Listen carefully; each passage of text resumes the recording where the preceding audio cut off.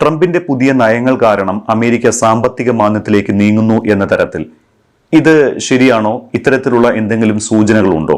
അതെ, ആ സൂചനകൾ കേട്ടല്ലോ. ഇപ്പൊ ഇത് എല്ലാം വാങ്ങിച്ച് ഒരുപാട് കൂട്ടിയിട്ട് ഈ ടാരിഫ് ഇന്ന് ഒരുപാട് ഇൻകം വരുന്നുള്ള ശരിയാണ്. പക്ഷെ ആ ഇൻകം വന്നാൽ തന്നെയും അത് അവിടെ വരാൻ പോകുന്ന ഇൻഫ്ലേഷന് സഹകരിക്കുമെന്ന് തോന്നുന്നില്ല.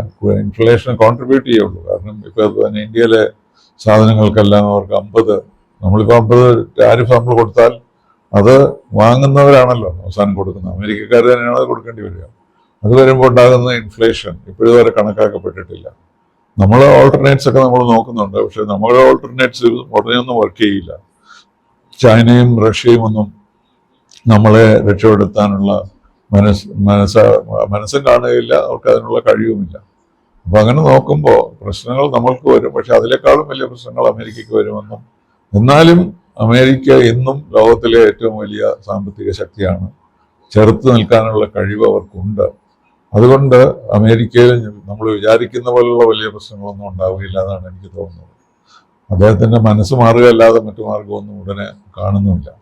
ഇന്ത്യയെ സംബന്ധിച്ചിടത്തോളം നമ്മളിപ്പോൾ സെറ്റിൽ ചെയ്യാൻ ശ്രമിക്കുന്നത് ചൈനയോടും റഷ്യയുമാണ്. റഷ്യയോട് പണ്ടോ നമുക്ക് ബഹുമാനവും സ്നേഹവും ഒക്കെ ആണെങ്കിലും റഷ്യക്ക് അതിനുള്ള കേപ്പബിലിറ്റി ഇല്ല.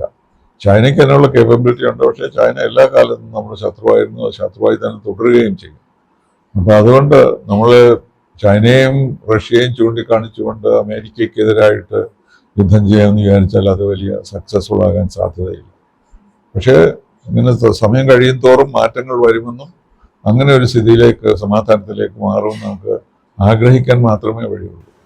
സാർ, മറ്റേ നമ്മൾ ഇറാനിലേക്ക് വരികയാണെങ്കിൽ ഈ ആണവ പദ്ധതിയെ ചൊല്ലി പാശ്ചാത്യ ശക്തികളുമായി നിലനിൽക്കുന്ന തർക്കത്തിനിടെ യുഎസിനെ അനുസരിക്കാനുള്ള സമ്മർദ്ദത്തിന് ഇറാൻ ഒരിക്കലും വഴങ്ങില്ല എന്ന് ഇറാന്റെ പരമോന്നത നേതാവ് അയത്തുള്ള അലി ഖമേനി കഴിഞ്ഞ ദിവസം പറഞ്ഞിരുന്നു. മാത്രമല്ല, ഇസ്രായേൽ ഇനി ആക്രമിച്ചാൽ വലിയ തിരിച്ചടി കൊടുക്കുമെന്ന മുന്നറിയിപ്പുമുണ്ട്.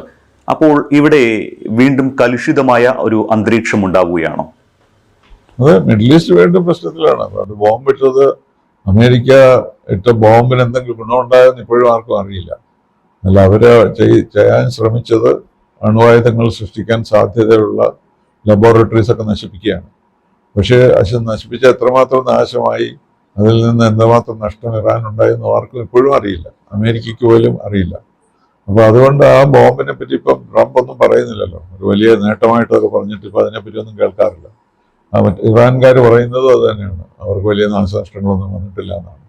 ഒരു വലിയ ബ്ലോക്ക് ബസ്റ്റർ ബോംബൊക്കെ കൊണ്ടുവന്ന് അവിടെ ഇട്ടിട്ട് ഇത്രയും നാശം വരുത്തിയിട്ടും ആ ഉദ്ദേശം, ഇറാൻ ആണവായുധ രാജ്യമാകാൻ പാടില്ല എന്നുള്ള ഉദ്ദേശം നിറവേറ്റാൻ അമേരിക്ക കഴിഞ്ഞിട്ടില്ല.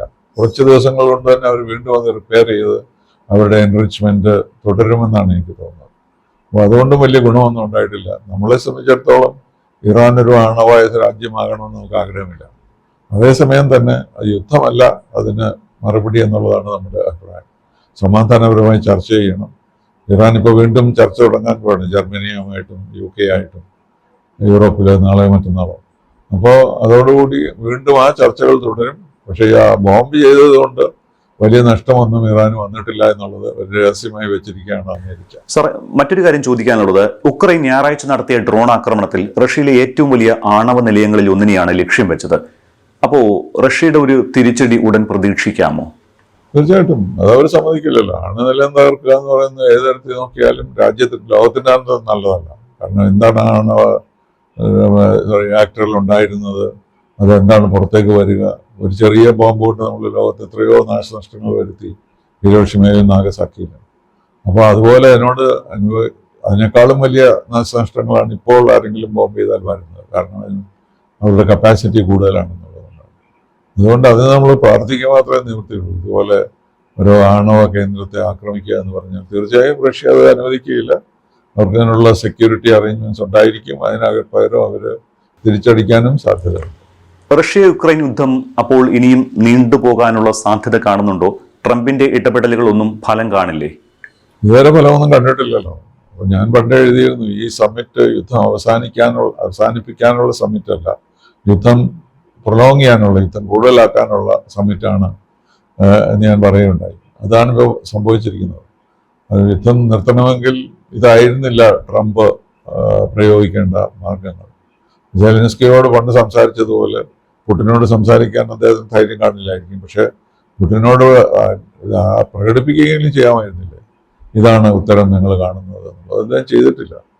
അപ്പോൾ അതുകൊണ്ട് അതിൽ നിന്നൊന്നും അതൊരു പരാജയമാണെന്നുള്ളത് തീർച്ചയാണെങ്കിലും അതൊരു പരാജയമായി കണ്ടുകൊണ്ട് അതിന് ബദലായി എന്തെങ്കിലും ചെയ്യണമെന്ന് അമേരിക്ക ശ്രമിക്കുന്നേ ഇല്ലല്ലോ.